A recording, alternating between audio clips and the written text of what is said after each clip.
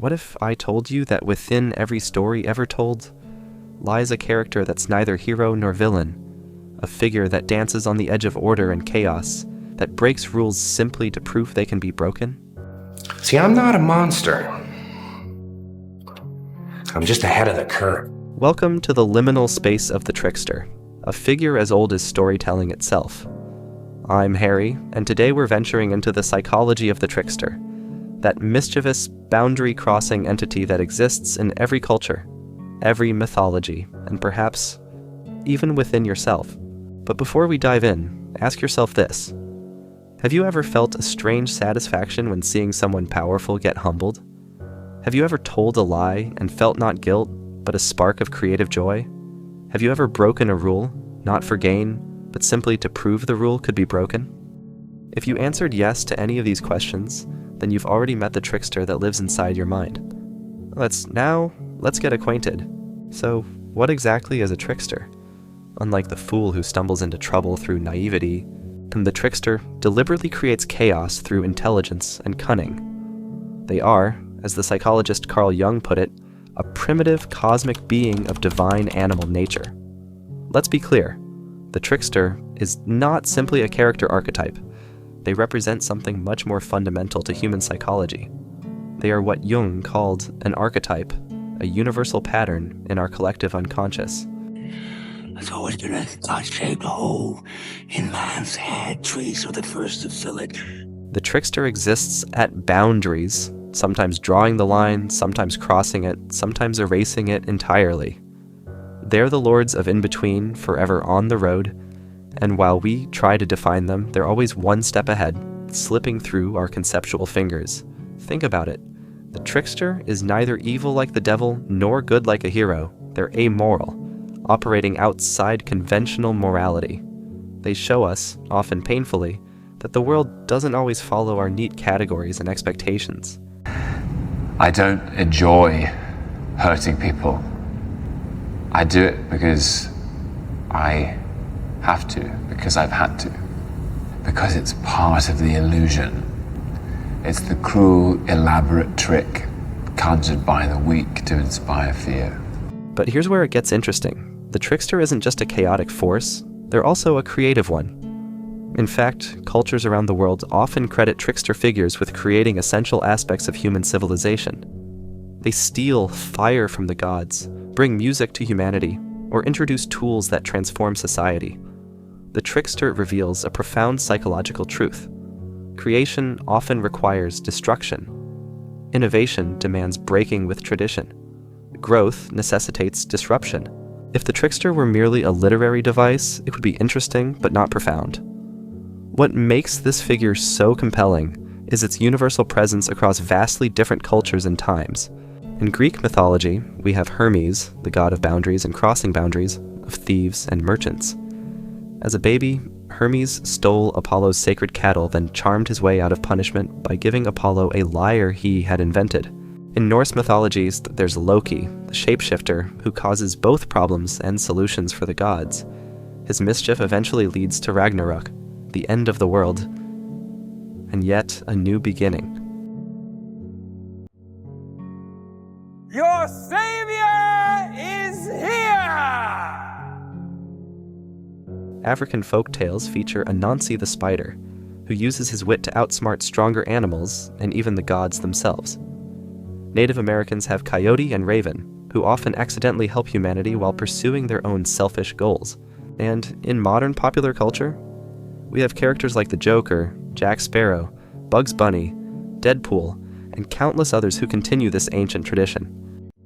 You will always remember this as the day that you almost caught Captain Jack Sparrow. But what's truly fascinating is that these trickster figures aren't just entertaining characters, they often occupy central positions in cultural mythology.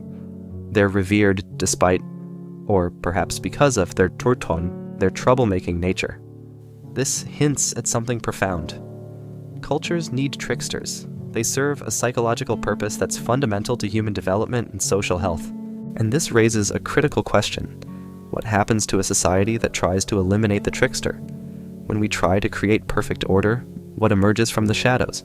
Psychologically speaking, The trickster represents our earliest stage of development, what Jung called an absolutely undifferentiated human consciousness, corresponding to a psyche that has hardly left the animal level. Think of a young child, dominated by physical appetites, lacking self-awareness, seeking only gratification. This is our primitive trickster state, and it remains within us all, buried beneath layers of socialization. But there's more to this story. The trickster isn't simply our primitive self. It's also the force that drives our development beyond it. As Jung wrote, "In the history of the collective, as in the history of the individual, everything depends on the development of consciousness. This gradually brings liberation from imprisonment in unconsciousness, and the trickster is therefore a bringer of light as well as of healing." Consider this: when we're too rigid, too serious, too bound by rules and schedules, what happens? The trickster emerges. We forget what we intended to remember. We say things we later regret. We make Freudian slips. The other night, I was sitting at the table eating my penis. I mean peas. These moments when our unconscious breaks through our conscious control, that's trickster energy at work. It's telling us something important about ourselves, something we're trying to ignore or repress. The trickster archetype forces us to confront our shadow, those parts of ourselves we'd rather not acknowledge. Ignoring the trickster doesn't make it disappear. It just ensures it will emerge in neurotic ways. All the ways you wish you could be, that's me. I look like you want to look, I fuck like you want to fuck, I am smart, capable, and most importantly, I'm free in all the ways that you are not. This is what Nietzsche meant when he wrote, "I say to you, one must still have chaos in oneself to give birth to a dancing star." Without integrating our trickster energy, we remain incomplete, fragmented. In all the ancient tales, the trickster is a catalyst for change. Never comfortable with stasis, they prod, poke, and provoke until something gives. Think about it. How many stories begin with a trickster character disrupting the status quo? How often does this disruption, painful as it might be, ultimately lead to necessary growth? The Greek Prometheus stole fire from the gods to give to humanity. For this transgression, he was eternally punished, and yet, this theft was precisely what enabled human civilization to develop. Big things have small beginnings. In our personal lives, trickster energy often appears when we're stuck in patterns that no longer serve us. That inexplicable urge to quit a perfectly good job, the sudden impulse to end a comfortable relationship, the desire to move to a new city where you know no one. That's the trickster, whispering that growth requires change and change requires disruption. But here's the crucial point. The trickster doesn't just destroy, they transform. As Hyde writes in his book, Trickster Makes This World.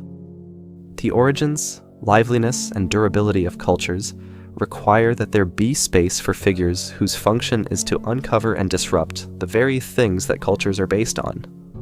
Without this disruptive energy, cultures stagnate, systems grow rigid, and individuals become trapped in routines that drain their vitality. We don't have a lot of time on this earth. We weren't meant to spend it this way.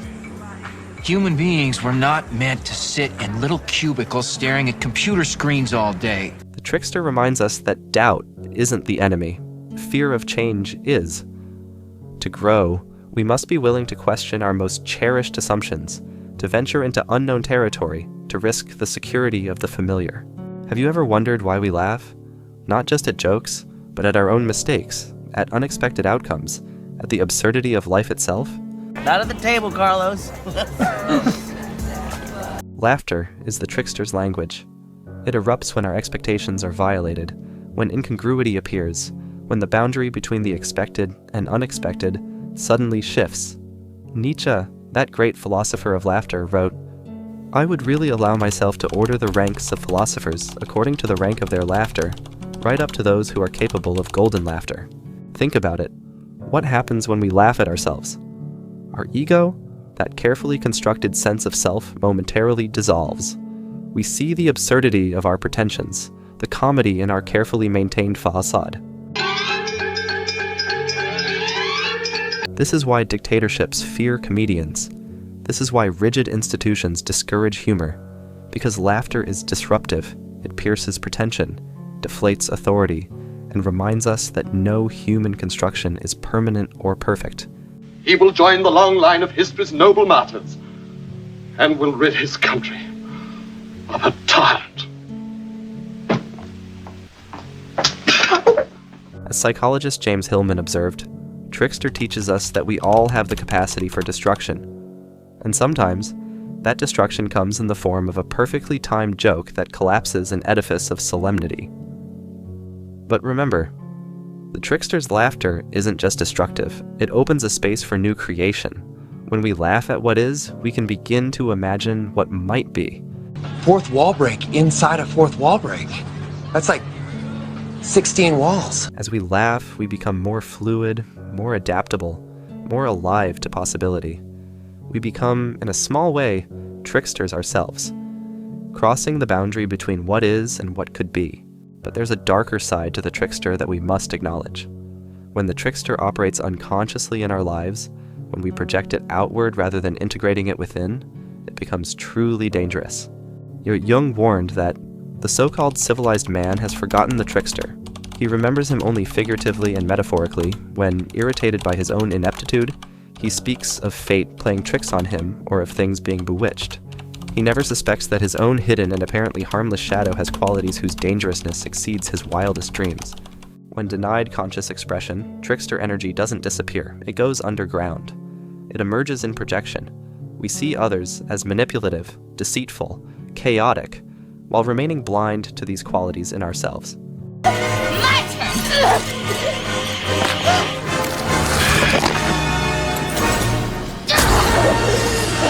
It's my turn! This is where the trickster becomes truly dangerous, when it operates through us without our awareness. The con artist who believes his own lies, the cult leader who drinks his own Kool-Aid, the politician who comes to embody the mask they initially only wore for convenience. I drink your milkshake.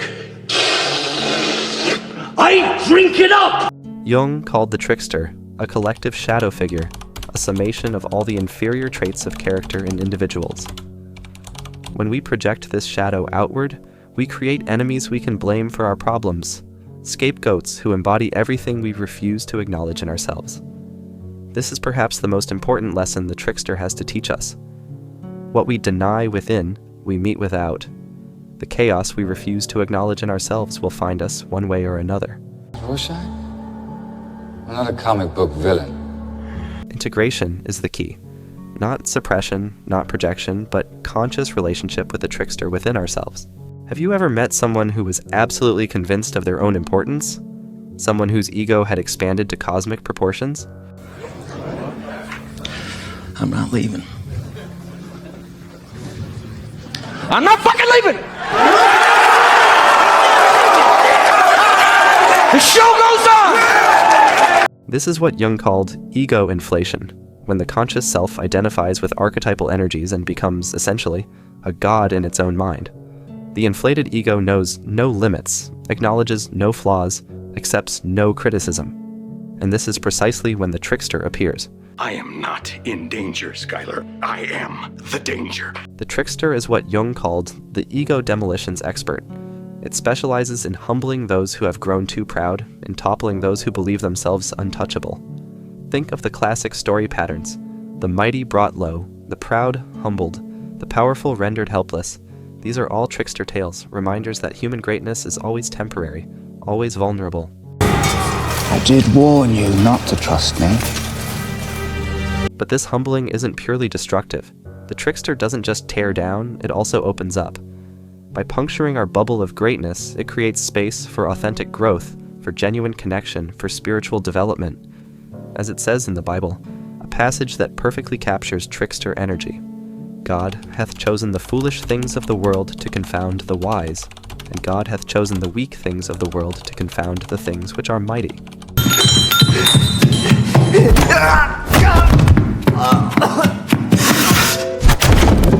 The trickster reminds us that no matter how powerful we believe ourselves to be, we are still subject to forces beyond our control. Chance, time, mortality. By acknowledging these limits, we paradoxically become more fully human, more authentic in our engagement with life. In medieval alchemy, that strange blend of proto-science, psychology, and spirituality, the trickster appeared as Mercurius, the Roman equivalent of Hermes. Jung was fascinated by alchemy, seeing in it a symbolic language for psychological transformation, and at the center of this process stood Mercurius, fluid like quicksilver, constantly shifting, impossible to pin down. You are familiar with the phrase, man's reach exceeds his grasp. Is a lie. Man's grasp exceeds his nerve. Mercurius was paradoxical, both material and spiritual, both poison and medicine, both Christ and Lucifer. He represented the philosopher's stone, the mysterious substance that could transmute lead into gold. But Jung recognized that this transmutation wasn't primarily about literal metals. It was about psychological transformation, the integration of opposites within the psyche. This is perhaps the deepest teaching of the trickster, that genuine development requires the integration of opposites, not choosing between order and chaos, but finding the creative tension between them, not identifying exclusively with consciousness or unconsciousness, but embracing both. The alchemists sought what they called the conjunctio oppositorum, the conjunction of opposites. This was their great work, the creation of psychological wholeness by bringing together elements that seem incompatible. If you could see your whole life from start to finish, would you change things? The trickster guides this process, not by giving us clear directions, but by disrupting our one-sided approach to life. By breaking our patterns, challenging our assumptions, and sometimes breaking our hearts, it creates the conditions for genuine transformation. As Aristotle recognized long ago, virtue is not an extreme. It's a balance point, a mean between deficiency and excess. The trickster helps us find this center, not through instruction, but through disruption. So where do we find the trickster in today's world? Is this ancient archetype still relevant in our highly technological, seemingly rational society? What I'm about to tell you is top secret.